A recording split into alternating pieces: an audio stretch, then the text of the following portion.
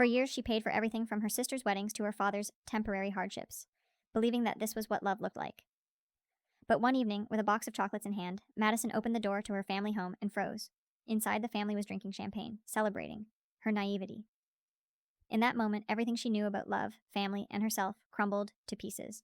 And from those ashes, something completely different was born. I'm Madison, 36, female, and for most of my adult life, my family was my purpose. I paid for their emergencies, their dreams, their bad ideas, rent money for my parents, dental work for my sister. Just until payday, loans for my brother that never came back. I never thought twice about it because that's what a good daughter does, right? You help the people you love. That Friday started normal. I'd driven up to our old country house, my gift to the family that I'd bought years ago and kept even after my divorce. I'd planned to surprise them. I had these fancy Belgian chocolates I'd picked up in the city, thinking it'd be nice to just sit with everyone, maybe have a glass of wine and talk about my sister's engagement. I parked next to my dad's rusting truck, noticed all the lights were on, and heard laughter from inside, but it wasn't the kind of laughter that warms a room. It was sharp, cruel. I paused in the doorway because I heard my name. My mom's voice first. Madison will pay for it. She always does. Then my sister, Lucy, giggling. Of course she will. She thinks being generous makes her lovable. And my brother, God, hearing his tone still makes my stomach twist, said, she's like an ATM with trauma. Press the right buttons and she'll spit out cash. They all laughed. Toasted, even. I heard the clinking of glasses. I stood there frozen, holding that stupid box of chocolates like an idiot. They were talking about me like I wasn't real, like I was some joke, a walking wallet, who didn't even deserve respect. Then my mom added, she's too soft. That divorce broke her, and she'll do anything to keep us close. We should start hinting that Lucy's wedding costs are stressing us out. Madison will take the bait. I don't know what hit harder, the words or the calm certainty behind them. They weren't scheming in anger. They were celebrating it. I backed away before they saw me. My hands were shaking so bad, I dropped the chocolates on the porch. One of them cracked open, melting into the dirt. I got in my car and sat there for an hour, staring at that house I'd spent thousands fixing up. I'd even installed the security system they insisted we needed. I'd kept the place, running through repairs, taxes, everything, because it was our family home. In that moment, it stopped feeling like home. All the stories they told me, about needing help, about emergencies, clicked into place. It wasn't love, it was dependency dressed as affection. Hey guys, real quick before we keep going, don't forget to sub and drop a like if you're enjoying the story. Thank you very much. Enjoy watching. And I was the fool funding it. Something cold settled inside me that night. Not rage, not yet, just a hollow kind of clarity. I decided I wouldn't say a word, not yet. Let them think I was still the same soft-hearted Madison they could squeeze dry. They wanted a wedding? Fine, they could plan one. But I was done being their sponsor, and before the next family gathering, I'd make sure they never used that house or me again. The next morning, I woke up with that sick, buzzing feeling in my chest. The kind that sits somewhere between heartbreak and rage. You know when you've cried so hard your face hurts, but you're past tears? That was me. I spent hours replaying their words in my head. She's like an ATM with trauma. I'd said those same words to my therapist once, half joking, not realizing my own family saw me that way too. I made coffee, stared at the steam iron curling up, and thought about all the times I'd said yes when I should have said no. Lucy, my little sister, 29, used to call me crying about rent. Maddie, please. They're threatening to evict me. I'd Venmo her before she even finished the sentence. I covered her dental surgery, her car insurance, even the deposit for her first engagement ring after her last fiancé bailed. Every time she promised to pay me back. Every time I told her not to worry. My brother, Aaron, 33, had been between jobs for 6 years. He always had a story. My manager screwed me over. The company folded. I just need a month, Maddie. I paid his rent so he wouldn't end up on the street. He somehow always had money for new tattoos and gaming consoles, though. And my parents, Linda and Frank, had turned guilt into an art form. You wouldn't want us to lose the house, would you? Your dads worked too hard to have the lights shut off. We did everything for you growing up. The irony is they didn't. I paid for my own college, my own wedding, and even most of their medical bills. I'd built a good life after the divorce. Steady job in marketing, quiet weekends in the country, that big house I bought mostly for them. I thought providing was love. But that night changed everything. By noon, I drove back to the country house. My plan wasn't clear yet, just this instinct screaming at me to reclaim something, anything, that was mine. When I walked inside, the air still smelled like the wine they'd spilled. Glasses were everywhere. Lucy's engagement flyer sat on the kitchen counter. Save the date, sponsored by love. The irony nearly made me laugh. I started cleaning, almost mechanically, but it wasn't about tidying. It was about erasing their fingerprints from a place that had once felt sacred. I picked up every glass, every napkin, and dumped it, all in a black trash bag. Then I saw it, the family photo on the mantel. Taken 2 summers ago. I'd paid for that photographer too. We were all smiling by the lake, arms wrapped around each other like some Hallmark ad for togetherness. I remembered thinking back then, this is what family feels like. Now I saw it for what it was, performance. I took the frame off the wall. The glass cracked as it hit the trash bag. That sound, sharp, final, did something inside me. I opened my laptop, logged into the smart security app I'd installed for them, and changed all the access codes. Every door, every camera, every sensor. The house that once belonged to all of us now belonged to me again. When the notification popped up confirming the system reset, I actually smiled for the first time in 24 hours. They didn't know it yet, but that place, their free vacation home, their weekend getaway, their emotional hostage base, was no longer theirs. And neither was I. I sat at the kitchen table, sipping what was now cold coffee, and whispered to myself, let's see how they handle life without their ATM. I didn't realize it then, but that small act, changing the locks, was just the start. Because once you stop funding people's manipulation, they don't fade quietly. They come for you. And my family was about to prove just how ugly entitlement can get. 2 days later, my phone started lighting up like a slot machine. First came Lucy. Lucy. Hey, Maddie, can you transfer the deposit for the venue today? They said they'll hold it if we pay before Friday. I stared at her text, rereading it like I'd imagined the past 72 hours. No apology, no, how are you? Just straight to business, like nothing had happened. Then came Mom. Mom. Sweetheart, Lucy's wedding is a family event. We're all contributing. Don't make things difficult. Difficult. That word burned. These people had toasted to my stupidity 2 nights ago, and now I was difficult for not handing over more money. I typed back slowly. Me. Sorry, Mom, I'm not contributing. 5 seconds later, my phone rang. Maddie, she said, her voice sharp and syrupy, all at once. What's gotten into you lately? I heard you, I said simply. She went quiet. Heard me what? I swallowed. At the house, Friday night. All of you. I know what you said. A beat of silence, then a shaky laugh. Oh, honey, you misunderstood. We were just joking about manipulating me into paying for Lucy's wedding. Don't twist it like that, she snapped, her mask slipping. Family's joke. You're being dramatic, like always. I almost laughed. The gaslighting was textbook, but I didn't argue. I just said, the locks have been changed. Don't go back to the house without me there. That's when she exploded. That's our family home, Madison. You can't keep us out. It's mine, I said, calm now. Legally and literally. You just forgot because I was paying for everything. She hung up. I didn't hear from her again that day, but by evening, Aaron was calling. When I didn't pick up, he sent a wall of texts. Aaron, you're seriously acting insane. What did Mom ever do to you? Lucy's freaking out. The least you can do is help with the rehearsal dinner, since you're not even paying for the venue. Then, Aaron, you've always had control issues. No wonder your ex left. That one cut deeper than I wanted to admit. By midnight, I'd silenced my phone and poured myself a glass of wine. For the first time in years, I felt strangely powerful. Terrified, but powerful. Like I'd just set a boundary and actually meant it.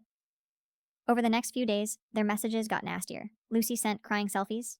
Mom sent guilt-ridden paragraphs about betraying your blood, and Aaron called me a selfish snake. Then came the real punch.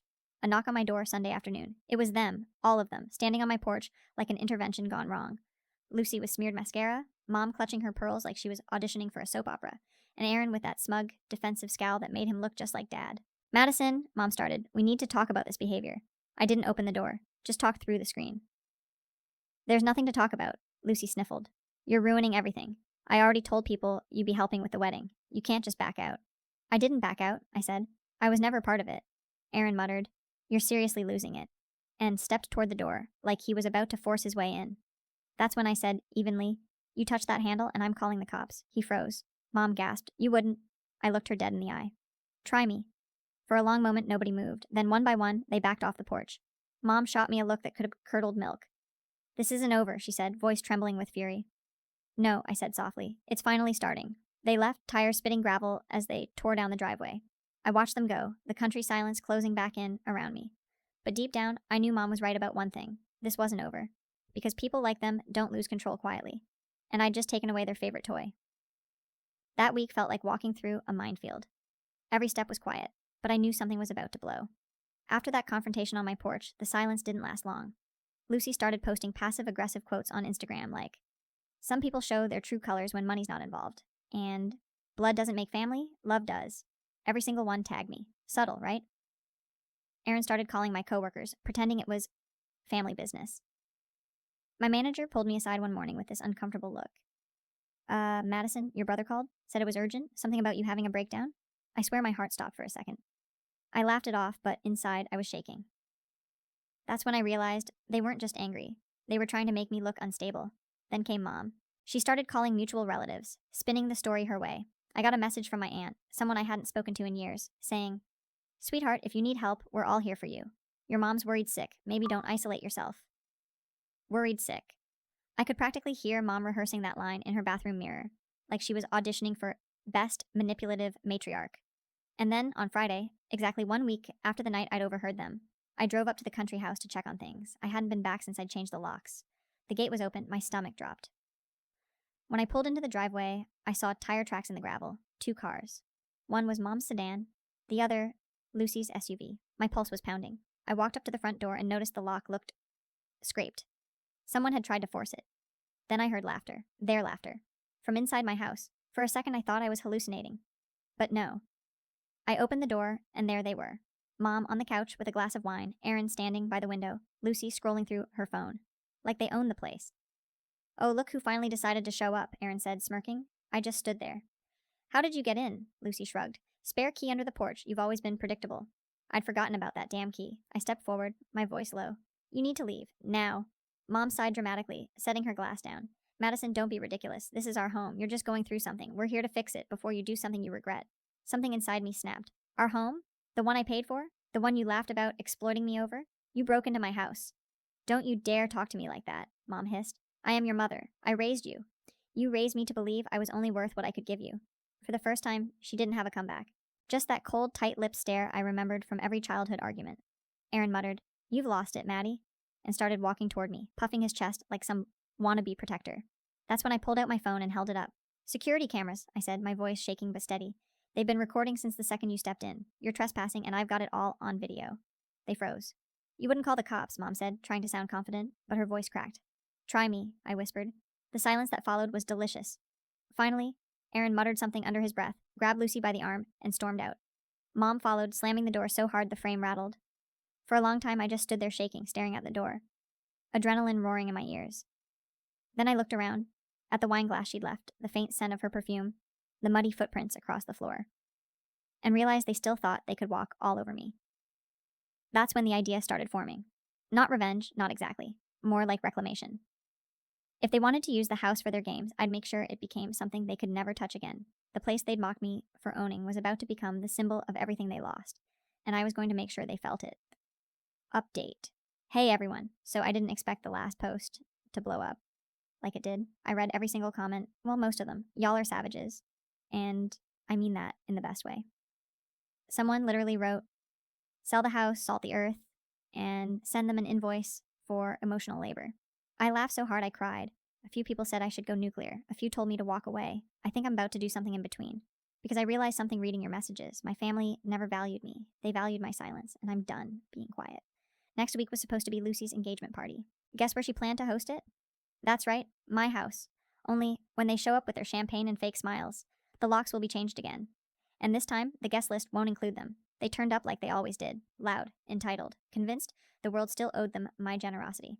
I'd done the boring, tedious work for weeks, changed locks, again, reprogrammed the alarm, scheduled a professional cleaning, and, my favorite part, listed the house online as a paid weekend rental for the exact date of Lucy's engagement party. I used a throwaway name, a crisp listing description, and photos I'd taken that morning. The lake, the wraparound porch, the brand new braided rug that had survived every family footprint for 10 years. The listing said one thing in the house rules that made me smile every time I imagined them reading it. No events for entitled family members. Respectful guests only. I even booked a catering company and a DJ under an assumed business name, because if they were going to parade their hypocrisy, it was going to be in front of strangers who had actually paid for the privilege. On the day of the party, they arrived with the practiced swagger of people who assume everything bends for them. Lucy in a dress that looked like she borrowed it from a bridal catalog, mascara still drying from her pre-party crying session. Aaron with his chest puffed up like a rooster, Mom reapplying lipstick in the rearview mirror, Dad looking at me like I'd personally offended his retirement. They expected me to cave. They expected me to open the door and flash that same forgiving smile that had bankrupted my boundaries for years. They didn't get a door, they got a contract. "Well," Lucy demanded on the porch, voice high and brittle, "where is our venue? We booked months ago." I unlocked the service gate instead, ushering in the paid guests, people in linen shirts and summer dresses who'd turned the place into a gentle little party. They blinked at the sudden family drama like an uninvited subplot. I handed the lead guest the stack of paperwork for the weekend and pointed to the sign and clipboard where my attorney's name was typed as emergency contact. "You'll have to wait," I said. "This event is booked." They bluffed, bargained, pleaded. Mom broke the whining record in under 5 minutes. "Madison, think of appearances. Think of the family. You're making things worse." She cried a veteran's crocodile tears, and then, because she couldn't tolerate losing control, slithered into performance mode. "You're hurting Lucy. This will ruin everything." Lucy's face screwed into a howl. "You would do this to me on my engagement day?" she screamed. And then, theatrically, she ran for the door as if she might push through the gaggle of paying guests and reclaim what she thought was hers. That's when Aaron reached for the handle. He wasn't subtle.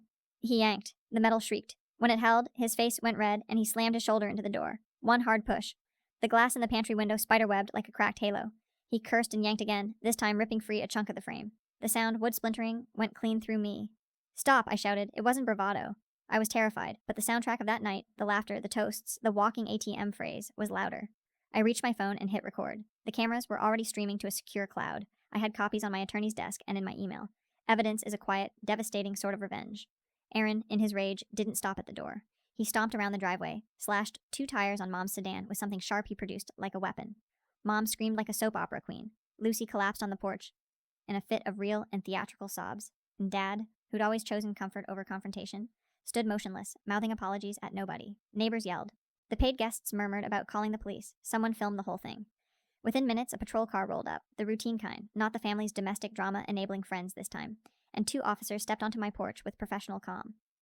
"Ma'am, we've had calls about a disturbance," one of them said. I handed over my phone with the footage already open. Aaron kicking the door, the broken window, him slashing the tire.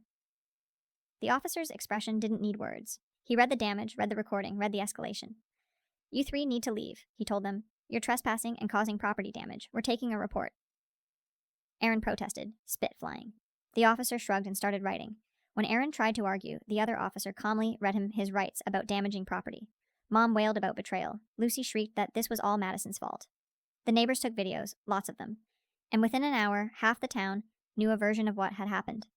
I felt the adrenaline drain, replaced by a strange empty relief. They'd tried to make me the crazy one. Instead, they'd made themselves the spectacle. Much of the humiliation would be temporary. Much of the damage, physical and emotional, would be costly for them to fix. When the officers left to take statements, Aaron stalked off toward his truck. Before he could get in, the lead guest, a woman with a sharp voice and a talent for reading people, handed me a business card. "We loved the place," she said. "If you ever want help turning it into a proper rental, call me. These violent types are bad for business." She smiled like an ally, and then, quietly, "You did good." As Lucy and Mom disappeared down the road, tires hissing and mascara streaking, I stood on my porch with blood pounding in my ears.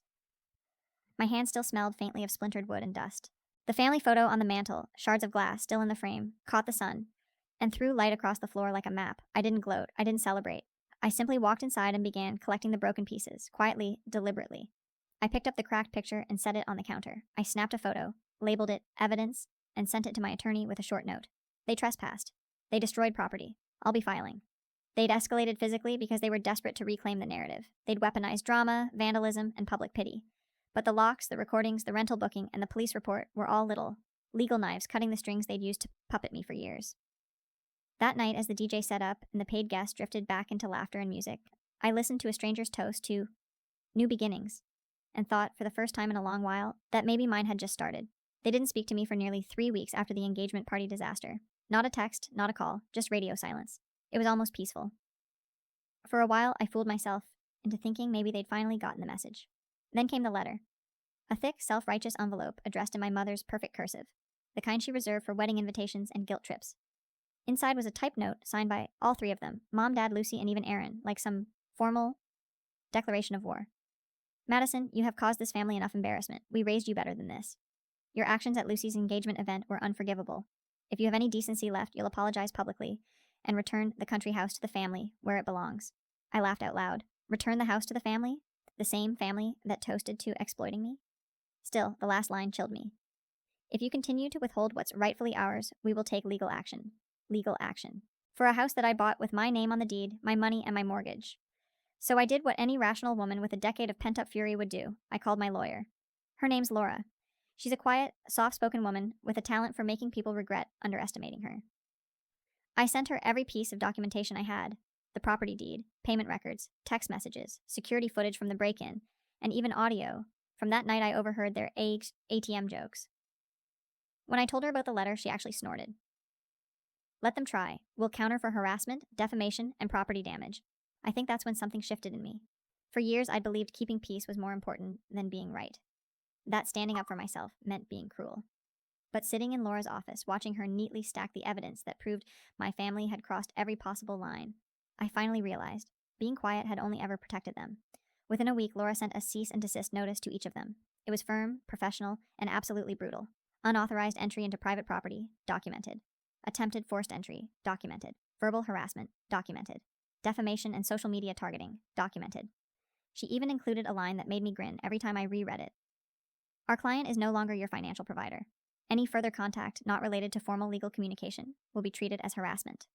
I half expected fireworks after that, but they didn't send one word. Instead, I started hearing from other people, old neighbors, extended relatives. Apparently, my mother had gone on a full-blown smear campaign, painting me as emotionally unstable and under the influence of bad advice. But the problem with small towns is that word travels fast, and the police report from the engagement party, complete with Aaron's tantrum and property damage, had already made its way around. People knew the truth. Mom's version didn't hold water anymore. Lucy, meanwhile, called off her engagement for mental health reasons. Translation. Her fiancé's family saw the drama unfold online and wanted no part in it. Aaron lost his part-time job after missing work the day of the police incident. And my parents? They quietly stopped showing up to church after the pastor mentioned repentance begins with honesty in his sermon. Poetic, really. One evening, I sat alone on the porch of the house, my house, watching the lake glow gold in the setting sun. For once, there was no noise, no footsteps, no guilt, just silence and the sound of cicadas. That's when my phone buzzed, a text from an unknown number, unknown. Mom's in the hospital. She says she wants to talk. It was Aaron. For a moment, my chest tightened. The old reflex, to rush, to fix, to help, almost kicked in. But then I remembered every word they'd said, every manipulation, every time they'd chosen greed over love. I typed my reply slowly, me. I hope she gets the care she needs, but I'm not part of this anymore. Then I blocked his number. That night, I finally slept, deep, dreamless, and peaceful. Update. Hey everyone, it's been about 6 months since everything blew up. I didn't expect to post again, but you all have been following this saga from the start. And honestly, you deserve the closure almost as much as I do. So here it is. The house is no longer just my quiet escape. It's my full-time home and business now. I turned it into a luxury vacation rental called The Haven on Willow Lake. Fully booked through next summer. The first reservation after the renovations, a couple celebrating their engagement. They toasted on that same porch where my family once mocked me. I stood inside listening to the laughter, different this time, genuine. I realized then that revenge isn't about destroying someone, it's about reclaiming yourself. My family tried to take everything from me, my money, my peace, my sense of worth. Now they can't even step foot on my property. And I finally feel something I haven't in years, free. The text about Mom being in the hospital lingered in the back of my mind for days, even after I blocked Aaron. The old Madison, the one who sent money before people even finished their sob stories, kept whispering, what if it's serious? But I'd learned every crisis in that family came with a bill attached. Still, curiosity gnawed at me. I called the hospital directly, not to visit, just to confirm. The nurse said Linda, my mother, had been admitted overnight for elevated blood pressure brought on by stress. Translation. She probably had one of her screaming fits and scared herself. She'd already been discharged the next day. A week later, an envelope showed up in my mailbox. No return address, but I knew that handwriting. Tight loops, perfect spacing. Inside was a single note in my mother's voice, handwritten this time, not typed. Maddie, we've all made mistakes. You're still my daughter. Life is too short for grudges. Maybe if you stopped letting outsiders poison you against your own blood, we could fix things. You'll regret shutting us out someday. I sat at my kitchen table, turning that letter over and over. The phrasing was so familiar. The same script she'd used all my life. Manipulate through guilt, play the victim, never actually apologize. What struck me most was what wasn't in the letter. No mention of the house, no acknowledgement of Aaron's vandalism, no hint of remorse for calling me an ATM. Just the same old performance wrapped in sentimental packaging. I burned the letter over the sink. That night, I got another message, this time from Lucy. A text late at night full of emojis and false sweetness. Lucy. I know we've both said things we regret. Mom's been really sad. Maybe we could all meet at the house this weekend? Just talk? I'll bring wine. I didn't even answer. I simply forwarded the message to Laura, my lawyer. She called me back the next morning. Do not meet them, she said. If they show up, call the police. They're trying to re-establish contact without consequence. It's manipulation 101. Laura was right, because 2 days later, I got a call from the local sheriff. My family had filed a complaint claiming I'd been emotionally abusive and had stolen shared property. The sheriff apologized as he explained it, said it was a messy civil issue. Not criminal, but he was required to follow up. When I showed him the deed, the security footage, and the cease and desist letters, his face said it all. You've been more than patient, he muttered. They're digging a hole they can't climb out of. He must have made a call afterward, because that night I received the angriest voicemail I've ever heard. It was Mom again, spitting venom through the speaker. You've ruined this family. You've turned us into a laughingstock. Do you even care what people are saying about us? I didn't delete it. I saved it. Because the thing about people like my mother is, they can't stand losing control. They need someone to feed on. And when you stop giving them emotional oxygen, they suffocate on their own noise. After that, I went quiet. No responses, no arguments, total silence. I focused on my work, the rental, and myself. I spent mornings walking by the lake with coffee in hand, listening to the soft lap of water against the dock. I planted hydrangeas out front, something I'd always wanted but never had time for when I was too busy fixing everyone else's mess. Then one morning, a couple staying at the house handed me a letter they found shoved under the front gate. It was addressed to the real Madison. Inside, in my father's handwriting, "Your mother can't sleep. Lucy's been crying for weeks. You've gone too far. You've punished us enough. Come home." That phrase, "come home," landed differently. Because for the first time in my life, I realized I already was home. This was it. The lake, the quiet, the clean air that didn't carry anyone else's expectations. I stood on the porch reading that letter over and over until the ink smudged in my fingers. Then I folded it neatly, walked inside, and placed it on the mantel where the family photo used to be, a reminder of what I'd escaped. The next morning, I listed the house for long-term rentals during the winter. Bookings poured in, honeymooners, artists, even a small retreat group for trauma survivors. The irony wasn't lost on me. Every new booking felt like reclaiming another piece of my life. Every laugh echoing through that house was proof that it could hold joy again. Real joy, not the performance my family had demanded for years. They still tried to bait me sometimes, burner numbers, mutual friends, relaying guilt trips, but I didn't bite. They wanted me back in the cage, apologizing, paying, explaining. Instead, I let the silence answer for me. Because when abusers lose their audience, that's when the real punishment begins. And mine had only just started learning what silence costs. It's been almost a year since that night, the one where I stood on my own porch, shaking, realizing my family had turned me into a joke with a pulse. Back then, I thought the worst thing in the world was losing them. Turns out the worst thing was believing they ever loved me to begin with. Life now looks quiet, peaceful in a way that used to feel unnatural to me. The house, my house, is fully mine again. The hydrangeas I planted last spring are bursting blue along the fence line. The dock's been repaired, and every morning I sit by the lake with my coffee and just breathe. No calls from Mom, no guilt texts from Lucy, no pitying messages from Dad. Just silence and the occasional sound of ducks fighting over breadcrumbs. I ended up keeping the vacation rental running through the summer. It booked out completely.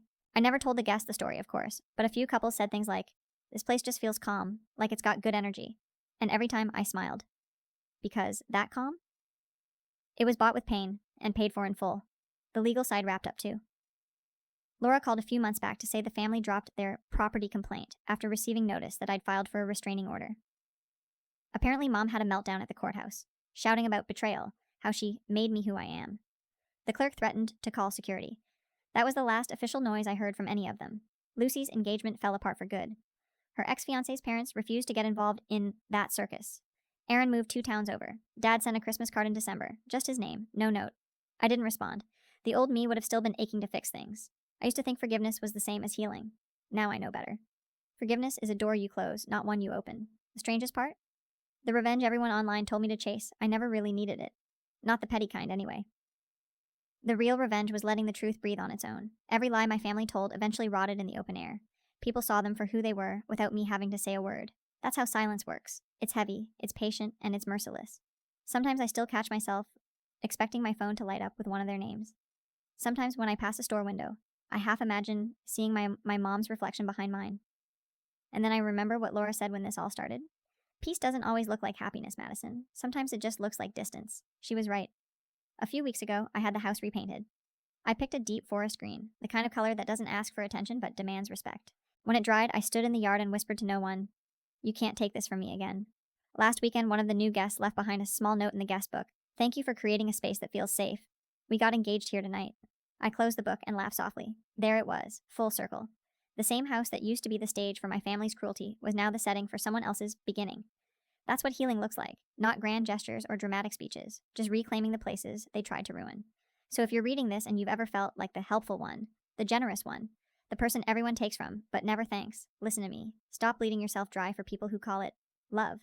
Because the moment you stop feeding them, you'll realize something miraculous. They were never hungry for connection, just control.